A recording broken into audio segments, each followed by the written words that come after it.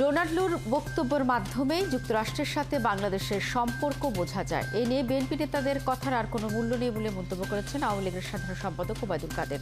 শেখ হাসিনার স্বদেশ প্রত্যাবর্তন দিনকে ঘিরে তেজগাঁওয়ে খাবার বিতরণ কর্মসূচিতে এসব কথা বলেন তিনি। ওবায়দুল কাদের বলেন, বাংলাদেশের ভাগ্য পরিবর্তন শেখ হাসিনাই করেছেন।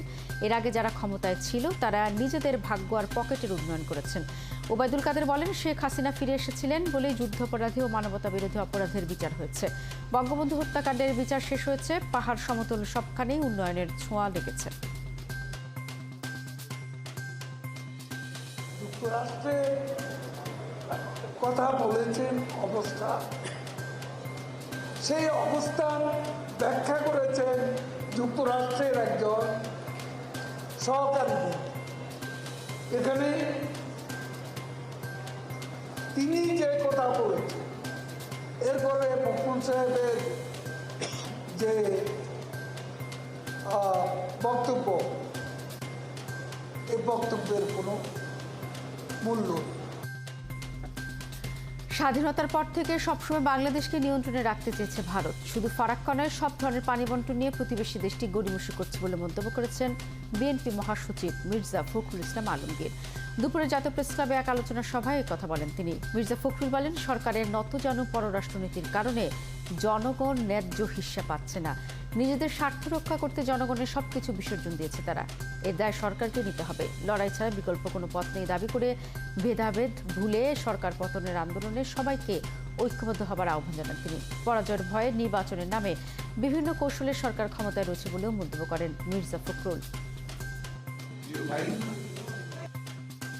সবসময় তাদের সকল কর্মকাণ্ডকে পরিচালনা করেছে এবং শুধু ফারাক্কা বাঁধ নয়, গঙ্গার পানি নয়, বাংলাদেশের 154টি অভিন্ন নদী, সেই নদীগুলোর পানি বন্টনের ক্ষেত্রে তারা সব সময়ই গড়িমসি করেছে এবং তারা এই সমস্যার সমাধান করতে পারছেও না। সড়কে শৃঙ্খলা ফেরাতে ফিটনেস ছাড়া যান চলাচল বন্ধের সিদ্ধান্তকে স্বাগত জানিয়েছেন যাত্রীরা। তবে এতে করে যানবাহনের সংকট যেন তৈরি না হয়, সেজন্য বিকল্প পরিবহনের দাবি জানিয়েছেন তারা। যাত্রীরা জানান, সড়কে ফিটনেস ছাড়া গাড়ি বন্ধ করা হলে যানবাহনের সংকট দেখা দিবে, এতে ভোগান্তিতে পড়বে সাধারণ মানুষ। তাই যাত্রীদের কথা মাথায় রেখে সিদ্ধান্ত বাস্তবায়নের পরামর্শ দিয়েছেন তারা। এদিকে সরকারের সিদ্ধান্ত মেনে নেওয়া ছাড়া উপায় নেই জানিয়ে চালকরা বললেন, মালিকদের গাফলতির কারণে যানবাহনের ফিটনেস ঠিক থাকে না। সড়কে শৃঙ্খলা ফেরাতে 30 জুনের মধ্যে ফিটনেসবিহীন সব বাস চলাচল বন্ধের নির্দেশ দেওয়া হচ্ছে। পাশাপাশি রাজধানীতে ব্যাটারি চালিত গাড়ি যেন চলতে না পারে সেই নির্দেশনাও দিয়েছে সড়ক ও মহাসড়ক বিভাগ। গাড়িটা সুন্দর করে, এটা সবার জন্য ভালো, কারণ পরিষ্কার পরিচ্ছন্ন তো সবাই চায়। এটা ভালো, নতুন গাড়ির দরকার, এটা তো ভালো, উদ্যোগটা তো ভালো। জনগণের দুর্ভোগ ঠিকই থাকবে, এটা কখনো আর শেষ হবে না। ঠিক করে ফিটনেস আইলে তারপর ঠিক করবে, ফিটনেসের আগে ঠিক করবে। আমাকে পুরান গাড়ি আর নতুন গাড়ি আরো ভালো। গাড়ি চালায় পাই করে গেছেন, গাড়িটার ভিতরে যাত্রী কয়জন? মাননীয় প্রধানমন্ত্রী যে সিদ্ধান্ত দিয়েছেন সেগুলোর ক্ষেত্রে আমরা এখন থেকে ব্যবস্থা নেওয়া শুরু করে দিয়েছি। পরবর্তীতে আমরা আরো কঠোর হব। সড়কে যানজট কমাতে ও শৃঙ্খলা ফেরাতে রাজধানীতে আরও কঠোর হচ্ছে ট্রাফিক পুলিশ। রাজধানীর মোহাম্মদপুর এলাকায় ফুটপাত বন্ধের পাশাপাশি সেখানে পার্কিং বন্ধ করে দিয়েছে ট্রাফিক বিভাগ। এর ফলে সড়কে অনেকটাই শৃঙ্খলা ফিরছে বলে জানিয়েছেন এলাকার মানুষ। রাজধানীর মোহাম্মদপুর বাসস্ট্যান্ড ট্রাফিক ব্যবস্থাপনার দিক থেকে অন্যতম গুরুত্বপূর্ণ একটি ইন্টারসেকশন। আসাদগেট, ধানমন্ডি এবং বসিলা সংযোগকারী রাস্তার আশপাশেই রয়েছে একাধিক শিক্ষা প্রতিষ্ঠান। এর ফলে দীর্ঘদিন ধরে দুর্ভোগের সম্মুখীন হতে হচ্ছে সেখানকার বাসিন্দাদের। বিভিন্ন পয়েন্টে আমরা কিছু সিস্টেম ডেভেলপমেন্ট করার জন্য আমরা চেষ্টা করেছি। তারই অংশ হিসেবে আমরা মোহাম্মদপুর বাস স্ট্যান্ড কেন্দ্রিক যে চেষ্টা করেছি, মোহাম্মদপুর বাস স্ট্যান্ড কেন্দ্রিক কোনো জায়গা নাই আপনারা জানেন, এবং বাস যাতে এখান থেকে সমস্ত গাড়ি যাতে এখান থেকে ছেড়ে না যায় তার জন্য বিভিন্ন আমরা পয়েন্ট নির্ধারণ করে দিয়েছি কোন গাড়িটা কোন এলাকা থেকে ছেড়বে। ঘাটারচর, বছিলার পশ্চিম মাথা, কিছু গাড়ি একটা দুটা গাড়ি এখান থেকে, এভাবে আমরা নির্ধারণ করে দেওয়ার কারণে এখানে বাসের কনজেশনটা কমে গিয়েছে। আগামী 2024-25 অর্থ বছরের জন্য 2,65,00,000 কোটি টাকার বার্ষিক উন্নয়ন কর্মসূচি বা এডিবি অনুমোদন দিতে যাচ্ছে সরকার। আজ জাতীয় অর্থনৈতিক পরিষদের সভায় এটির অনুমোদনের জন্য তোলা হয়েছে। এতে সভাপতিত্ব করছেন প্রধানমন্ত্রী শেখ হাসিনা। এর মধ্যে 1 লাখ কোটি টাকা উন্নয়ন সহযোগীদের কাছ থেকে ঋণ অনুদান হিসেবে নেওয়া হবে। বাকি 1,65,000 কোটি টাকা সরকারের নিজস্ব অর্থায়ন। এবারের এডিপিতে শিক্ষা ও স্বাস্থ্য খাতে বরাদ্দ বৃদ্ধি করা হচ্ছে। নতুন এডিপিতে পরিবহন ও যোগাযোগ খাতে মোট বরাদ্দ দেওয়া হচ্ছে 70,687 কোটি বা 76 লাখ টাকা, যা মোট এডিপির 28.88%। দ্বিতীয় সর্বোচ্চ বরাদ্দ বিদ্যুৎ ও জ্বালানি খাতে 40,751 কোটি টাকা, শিক্ষা খাতে 31,528 এবং স্বাস্থ্য খাতে বরাদ্দ দেওয়া হচ্ছে 20,682 কোটি টাকা। আগে হাইব্রিড তালিকাভুক্ত গাড়ি হঠাৎ নন হাইব্রিড তালিকায় ফেলে উচ্চ হারের শুল্ক ও জরিমানা আদায় করেছে শুল্ক বিভাগ। বিপাকে পড়া রিকন্ডিশন গাড়ি আমদানিকারকদের অভিযোগ, নতুন শ্রেণী বিন্যাসের আগে 4 বছর ধরে শুল্ক রিয়াত পেলেও সম্প্রতি প্রজ্ঞাপন ছাড়াই বলা হচ্ছে মাইল্ড জাতের গাড়ি সম্পূর্ণ হাইব্রিড নয়। এর শুল্ক রিয়াত বাতিল করে মিথ্যা ঘোষণার অভিযোগ দিয়ে জরিমানা করা হচ্ছে, যা অনৈতিক এবং কর্মকর্তাদের ক্ষমতার অপব্যবহার বলছেন আমদানিকারকরা। জাহিদুল ইসলামের প্রতিবেদন।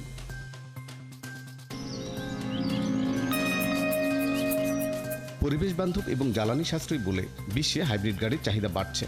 ব্যতিক্রম নয় বাংলাদেশেও।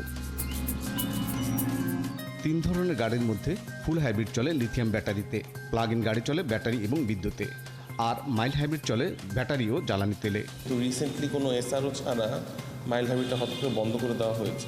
তো একটা যদি সঠিক এসআরও বা দিক নির্দেশনা দিয়ে দিত কাস্টমস যে আনা যাবে না বা আনা নিষেধ, তাহলে মানুষ ওভাবে কাজ করতো। কারণ প্রত্যেকটা ভ্যারিয়েন্টের মাইল্ড হাইব্রিডও আছে, নর্মাল হাইব্রিডও আছে, প্লাগ ইন হাইব্রিডও আছে। জাতীয় সংসদে পাশ হওয়া অর্থ বিল মেনে 4 বছর ধরে শুল্ক রিয়াতে এসব গাড়ি আমদানি হতো। আমি তো মিথ্যা ঘোষণা দেই নেই। আপনি আমাকে ফাইন তখন করবেন যদি আমি এনবিআর এর যে এক্সিস্টিং ল আছে সেই কিংবা এনবিআর এর এক্সিস্টিং যেটা অ্যাসোরও আছে আমি সেটার বাইরে আনলে, আমি তো অ্যাসোরও ফলো করে এনেছি মাই লাইফ বিল, এবং আপনি তো গত 4 বছর সুযোগ দিয়েছেন এটা ডিউটি। আমদানিকারকরা বলছেন গেল 4 বছরে মাইল্ড হাইব্রিড 500 গাড়ি শুল্ক রিয়াতে আমদানি হয়েছে। শুল্ক কর্মকর্তারা হঠাৎ ওয়ার্ল্ড কাস্টমস অর্গানাইজেশন রুলসের দোহাই দিয়ে মাইল্ড গাড়িতে আমদানি মূল্যের 200 থেকে 400% জরিমানা করছেন। ব্যবসায়ী সংগঠনের কাছে ওয়ার্ল্ড কাস্টমস অর্গানাইজেশন রেগুলেশনটা আসে না, এটা আসে শুধু জাতীয় রাজস্ব বোর্ডের কাছে। যতক্ষণ না জাতীয় রাজস্ব বোর্ড এটা প্রজ্ঞাপন আকার জারি না করবে ততক্ষণ আমদানিকারক অথবা ব্যবসায়ী সংগঠন এটা জানার কোনো সুযোগ নেই।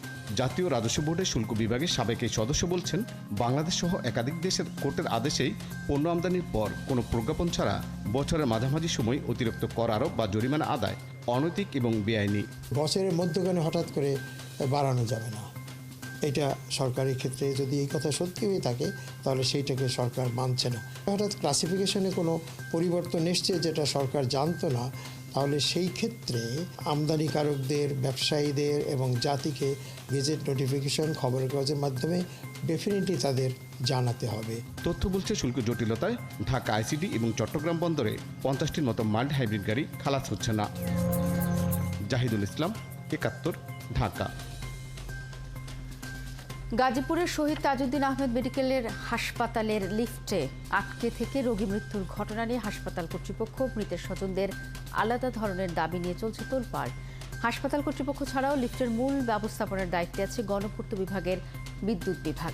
তাদের তত্ত্বাবধানে পরিচালিত লিফটের মান ও তাদের ব্যবস্থাপনা নিয়ে উঠছে নানা প্রশ্ন। ইকবাল আহমেদ সরকার তথ্য ছবিতে প্রতিবেদন।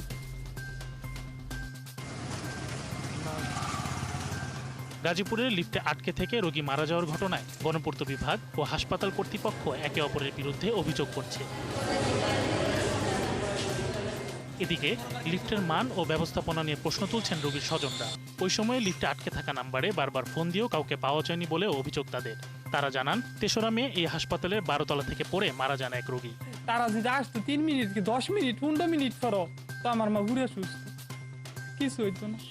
কেমনে মানুষ বালা মানুষে বাঁচানা রুগী, মানে এতক্ষণ ভালো ছিল, পরে হঠাৎ করে শ্বাস উপরের দিকে ওঠা শুরু হয়েছে আমার লিফটের ভিতরে, মানে অনেক বড় বড় শ্বাস নিতেছে।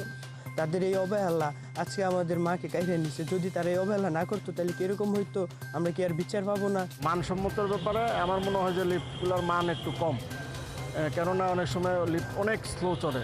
নির্বাহী প্রকৌশলী ও হাসপাতালের উপপরিচালক এ ব্যাপারে পরিচালকের পক্ষ থেকে একটি চিঠি পাঠান স্বাস্থ্য অধিদপ্তরের মহাপরিচালক বরাবর। জানান, লিফটের সার্বিক ব্যবস্থাপনার মূল দায়িত্ব হাসপাতাল কর্তৃপক্ষের নয়, গণপূর্ত বিভাগের। তবে এই বিষয়ে বক্তব্যের জন্য গণপূর্ত বিভাগের কাউকেই পাওয়া যায়নি। এ ঘটনায় হাসপাতাল কর্তৃপক্ষ ও স্বাস্থ্য অধিদপ্তরের পক্ষ থেকে দুটি তদন্ত কমিটি কাজ করছে। অন্যদিকে জেলা প্রশাসনের পক্ষ থেকে অন্য একটি কমিটিও তদন্ত করছে। লিফটগুলো প্রকল্প পরিচালক সাহেবই কিনেছেন এবং এটা স্থাপনের পর থেকে এটা মেনটেনেন্স তারাই করছেন। লিফটম্যানগুলো তাদের নির্দেশনাতেই চলে। হ্যাঁ, দায়টা পুরোটাই তাদের গণপূর্ত। রবিবার গাজীপুরের শহীদ তাজউদ্দিন আহমদ মেডিকেল কলেজ হাসপাতালের 9ম ও 10ম তলার মাঝামাঝি প্রায় 10 মিনিট লিফটে আটকে থাকার পর এক পর্যায়ে মারা যান হার্টের রোগী মমতাজ বেগম। শরীফ আজাদ প্রীতম, 71। দেশের 5 বিভাগে নতুন করে দুদিনের হিট অ্যালার্ট জারি করেছে আবহাওয়া অধিদপ্তর। দেশের উপর দিয়ে বয়ে যাওয়া তাপপ্রবাহ আরও বিস্তারের আশঙ্কায় এই সতর্কবার্তা জারি করা হয়েছে। রাজশাহী, রংপুর, ঢাকা, খুলনা, বরিশালে হিট অ্যালার্টের আওতায় রয়েছে। বুধবার সন্ধ্যা 6টা থেকে পরবর্তী 48 ঘন্টায় সতর্কবার্তা অব্যাহত থাকবে। এ সময় বাতাসে জলীয় বাষ্প বেশি থাকার কারণে অস্বস্তি বাড়বে বলেও জানিয়েছেন আবহাওয়াবিদরা। বর্তমানে দেশের 40 জেলার উপর দিয়ে বইছে নিম্ন ও মাঝারি তাপপ্রবাহ। তবে আবহাওয়া অধিদপ্তর বলছে, আপাতত সারা দেশে তাপমাত্রা 40 ডিগ্রি সেলসিয়াসের বেশি হবে না। হালকা বৃষ্টিতে তাপ না কমলেও এবারের তাপপ্রবাহ দীর্ঘস্থায়ী হবে না বলে জানিয়েছেন আবহাওয়াবিদরা। দেশের 40 জেলায় চলছে তাপপ্রবাহ। তাপমাত্রা কম হলেও আর্দ্রতা বেশি থাকায় ভ্যাপসা গরমের দুর্ভোগে পড়েছে মানুষ। বরিশালে গত রাত থেকে শুরু হয় নিম্ন তাপপ্রবাহ। বৃহস্পতিবার সকাল 9টায় তাপমাত্রা 33.2 ডিগ্রি সেলসিয়াস রেকর্ড করা হলেও 68% আর্দ্রতার কারণে অসহনীয় হয়ে উঠেছে গরম। এতে সবচেয়ে বেশি বিপাকে পড়েন পায়ে হেঁটে অফিসগামী ও রাস্তায় কাজ করা শ্রমজীবী মানুষ। গরমে তো দেখেন কি অবস্থা, অফিসে যাইতে আছি সব ভিজে গেছে। প্রচুর গরম পরে কাজকাম করতে সমস্যা হয়েছে। পটুয়াখালীর কলাপাড়ায় সকাল 9টায় তাপমাত্রা রেকর্ড হয়েছে 36.6 ডিগ্রি সেলসিয়াস। উপকূলে তাপমাত্রা বাড়ার সাথে সাথে সমুদ্রেও বেড়েছে তাপমাত্রা। এ কারণে জেলেরা মাছ শিকার বন্ধ রেখে তীরে ফিরে আসতে শুরু করেছে। এ কারণে কলাপাড়ার মৎস্য বন্দর ও বন্দর বাজারগুলোতে মাছের সংকট দেখা দিয়েছে। কৃষিজমি সংলগ্ন খাল ও পুকুর শুকিয়ে যাওয়ায় গ্রীষ্মকালীন সবজির চাষাবাদ বিলম্বিত হচ্ছে। অসহনীয় গরমের কারণে চলতি সপ্তাহে কুয়াকাটায় পর্যটক আগমনও কমে গেছে। রাঙ্গামাটিতে গত 3 দিন ধরে তাপপ্রবাহে অস্থির হয়ে পড়ছে জনজীবন। তীব্র গরমে প্রয়োজন ছাড়া বাড়ি থেকে বের হচ্ছে না মানুষ। এতে শহরে যানবাহন চলাচল কমে গেছে। তবে বিপাকে পড়েছেন শ্রমজীবী মানুষ। রোদ গরমের মাঝেই কাজের জন্য বের হচ্ছেন তারা। পথচারী ও খোলা আকাশের নিচে কাজ করা শ্রমিকরা ক্লান্তি দূর করতে ভিড় করছেন ভ্রাম্যমাণ শরবতের দোকানে। রাজশাহী সহ উত্তরাঞ্চলের উপর দিয়ে বয়ে যাচ্ছে মাঝারি তাপপ্রবাহ। বৃষ্টির অভাবে তাপমাত্রা দিন দিন বাড়ছে। দিনের সর্বোচ্চ তাপমাত্রা ঠেকেছে 38 ডিগ্রি সেলসিয়াসে। সাথে প্রচণ্ড রোদ প্রভাব ফেলছে স্বাভাবিক জনজীবনে। এমন তাপপ্রবাহ আরও কয়েকদিন স্থায়ী থাকতে পারে বলে জানিয়েছে আবহাওয়া অফিস। এবার এপ্রিলে রেকর্ড ভাঙা গরম ছিল বাংলাদেশ সহ দক্ষিণ এশিয়ার একাধিক দেশে। জলবায়ু পরিবর্তনের ফলে এপ্রিলের এই ভয়াবহ গরম আগামী বছর আরও বাড়বে বলে ওয়ার্ল্ড ওয়েদার অ্যাট্রিবিউশন WW এর সমীক্ষায় জানা গেছে। মালয়েশিয়া, সুইডেন, নেদারল্যান্ডস, যুক্তরাজ্য সহ বিভিন্ন দেশের মোট 13 জন গবেষক এই সমীক্ষাটি চালিয়েছেন। তারা বলছেন, আগামী বছরগুলিতে দক্ষিণ এশিয়ার তাপমাত্রা 40 ডিগ্রি সেলসিয়াসের বেশি হওয়ার আশঙ্কা 45 গুণ বেশি। গবেষকরা দেখেছেন, শুধুমাত্র বাংলাদেশে এবারে এপ্রিলে মাসের তাপপ্রবাহে অন্তত 28 জনের মৃত্যু হয়েছে। ভারতে মারা গেছেন 5 জন। এছাড়া থাইল্যান্ড, ফিলিপাইনেও গরমে মৃত্যুর একাধিক খবর পাওয়া গেছে। দক্ষিণ এশিয়ায় প্রতি 30 বছর পর পর 30 দিনব্যাপী তাপপ্রবাহ চলবে বলেও জানানো হয়েছে রিপোর্টে।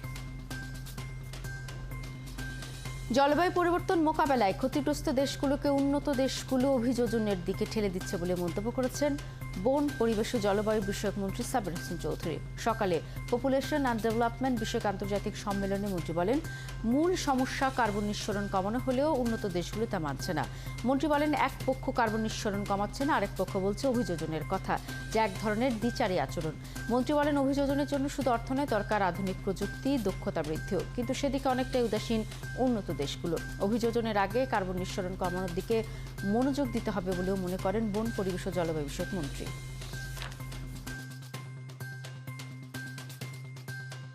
On one hand, we are not controlling our emissions, and on the other hand, we are talking about adaptation. The two cannot go hand in hand. So do we respond to the disease or do we respond to the symptoms of the disease? But the real disease is the emissions. So I think the 1.5 degree Celsius goal, and 1.5 is no comfort level. Look at what's happening today at 1.1. So this temperature goal, I think, is absolutely central. তীব্র খরা এবার আমের ফলনে বিপর্যয় দেখা দিয়েছে চাঁপাইনবাবগঞ্জে। ফলন কম হওয়ায় লোকসানের শঙ্কায় আম চাষি ও ব্যবসায়ীরা। তাই লোকসান ঠেকাতে আম নামানোর সময় নির্ধারণ না করা সব এলাকায় আমের একই ওজন চালু আর পরিবহন খরচ কমানোর দাবি করেছেন চাষিরা। এই কেস রোকনের তথ্য ছবিতে প্রতিবেদন।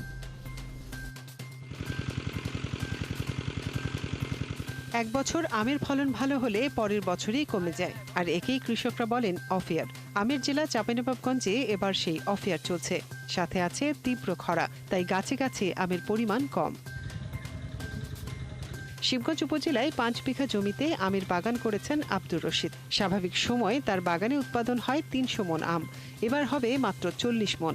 সেই আম রক্ষায় বাগান পরিচর্যা করে চলেছেন তিনি। এরপরও ন্যায্য মূল্য পেলে সামান্য লাভের আশা করছেন এই আম চাষি।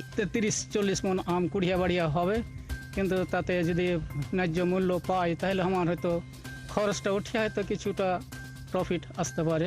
কারো কারো বাগানে আমের ফলন আরও কম। চাষিদের বক্তব্য, গড়ে এবার আম উৎপাদন হবে স্বাভাবিকের চেয়ে 4 ভাগের 1 ভাগ। তাই লোকসান ঠেকাতে আম নামানোর সময় নির্ধারণ না করা, সব এলাকায় আমের একই ওজন চালু আর পরিবহন খরচ কমানোর দাবি তাদের। আমের যদি দাম পাওয়া যায় তাহলে এই আমে অনেক লাভবান হবে। এবার আমের দাম বেশি, তাই কেউ কাঁচা আম পারবে না। সরকার যেন নির্ধারিত সময় বেঁধে দেওয়ার জন্য না হয়। বৃষ্টিটা হতে আমাদের আমগুলো দৃশ্যমান হয়েছে এবং বেশ সুন্দর। আমাদের পরিচর্যা খরচও কিছু কমেছে, সেচ দেওয়া লাগলো না আমাদের। তো আশা করি আমটা যতটুকু আছে সেটা ভালো থাকবে। চাষিদের হিসাবের সাথে একমত না হলেও গতবারের চেয়ে এবার কম আম উৎপাদনের কথা জানান জেলা কৃষি কর্মকর্তা। অবশ্য গত সপ্তাহের বৃষ্টির কারণে আমের আকার বড় হবে জানান বৈজ্ঞানিক কর্মকর্তা। মুকুল বের হওয়ার সময় হঠাৎ করে শীত পড়া, পরবর্তীতে বৃষ্টি হওয়া এবং তাপদাহ, এইগুলোর কারণে আমরা আশা করছি যে কিছুটা কমতে পারে, তবে যে খুব সংখ্যাজনকভাবে কমে যেতে পারে এইরকম আমরা মনে করছি না। বৃষ্টি না হওয়া পর্যন্ত প্রতি সপ্তাহে একবার করে সেচ দিতে হবে এবং প্রয়োজনে গাছে পানি স্প্রে করতে হবে, তাহলে কিন্তু আমাদের বৃদ্ধিটা ভালো হবে এবং ফলন অনেকটা বেড়ে যাবে। চলতি বছর চাঁপাইনবাবগঞ্জ জেলায় 37,604 হেক্টর জমিতে 75,89,825টি গাছে আম চাষ হচ্ছে। এসব গাছে 4,43,000 মেট্রিক টন আম উৎপাদনের লক্ষ্যমাত্রা নির্ধারণ করেছে কৃষি বিভাগ। মনিরা কাজুরি, 71। জন্ম আমার ধন্য হলো মাগো, ভালোবাসার মূল্য কত, মনেরও রঙে রাঙাবো সহ বহু গানের সুরকার ও সঙ্গীত পরিচালক আজাদ রহমানের মৃত্যুবার্ষিকী আজ। আজাদ রহমান 2020 সালের 16 মে ঢাকার একটি হাসপাতালে চিকিৎসাধীন অবস্থায় মারা যান। জাতীয় চলচ্চিত্র পুরস্কারপ্রাপ্ত সঙ্গীত পরিচালক আজাদ রহমান 1944 সালের 1 জানুয়ারি পশ্চিমবঙ্গের বর্ধমান জেলায় জন্মগ্রহণ করেন। তিনি রবীন্দ্রভারতী বিশ্ববিদ্যালয় থেকে খেয়ালে স্নাতক সম্পন্ন করেন। চলচ্চিত্রের গানে তার পথ চলা শুরু কলকাতার জনপ্রিয় বাংলা সিনেমা মিস প্রিয়ংবদার সঙ্গীত পরিচালনা দিয়ে। বাংলাদেশে তিনি প্রথম সঙ্গীত পরিচালনা করেন বাবুল চৌধুরী পরিচালিত আগন্তুক সিনেমায়। এরপর অসংখ্য সিনেমায় সঙ্গীত পরিচালনা করেছেন, কয়েকটি সিনেমায় প্লেব্যাকও করেছেন। আজাদ রহমান 1976 সালে গোপন কথা শিরোনামে একটি চলচ্চিত্র পরিচালনাও করেছিলেন। বাংলাদেশের জনপ্রিয় সঙ্গীত শিল্পী আসিফ আকবর, উপমহাদেশের প্রখ্যাত প্লেব্যাক সিঙ্গার অনুরাধা পরওয়াল নতুন গান চিরদিনের জীবন সঙ্গিনীর গানের আনুষ্ঠানিক উদ্বোধন হয়েছে যুক্তরাজ্যের হাউস অব কমন্সে। গানটির গীতিকার কবির বকুল আর সুর করেছেন ব্রিটিশ এশিয়ান শিল্পী রাজা কাশেফ। সীমা মালহোত্রা এমপি ও সঙ্গীত শিল্পী দম্পতি রাজা কাশিপ ও রুবায়াত জাহানের আমন্ত্রণে বুধবার হাউস অব কমন্সের কমিটি রুমে অতিথি হিসেবে উপস্থিত ছিলেন লর্ড তারিক আহমেদ সহ ব্রিটিশ এশিয়ান কমিউনিটির বিশিষ্টজনরা। অনুষ্ঠানে অনুরাধা, আসিফ আকবর, শিল্পী রাজা কাশেপ ও রুবায়াত জাহানের মোট 3টি মিউজিক ভিডিও ইউটিউব চ্যানেলে আনুষ্ঠানিক প্রচার শুরু হয়।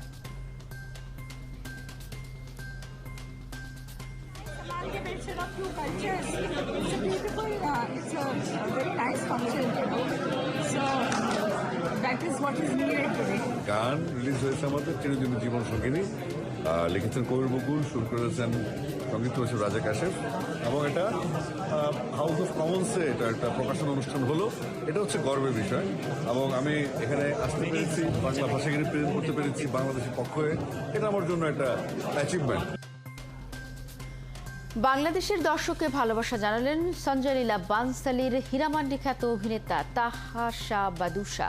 কান চলচ্চিত্র উৎসবের দ্বিতীয় দিনে ৭১-এর ক্যামেরায় আরও কথা বলেছেন এবারের উৎসবে আসার্তেরিগা বিভাগে নির্বাচিত ভারতীয় ছবি দ্য শেমলেসের অভিনেত্রী অরুষি খাদে। কান উৎসবের আরও খবর জানাচ্ছেন পার্থ সঞ্জয়।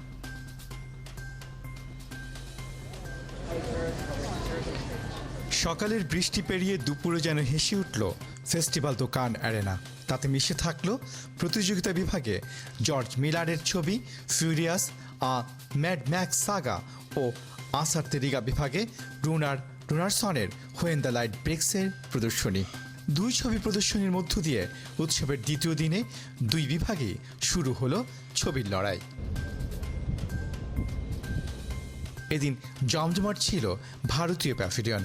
নানা আয়োজনে মুখর ভারতীয় প্যাভিলিয়নে যোগ দিয়েছিলেন ফিল্ম প্রফেশনালস।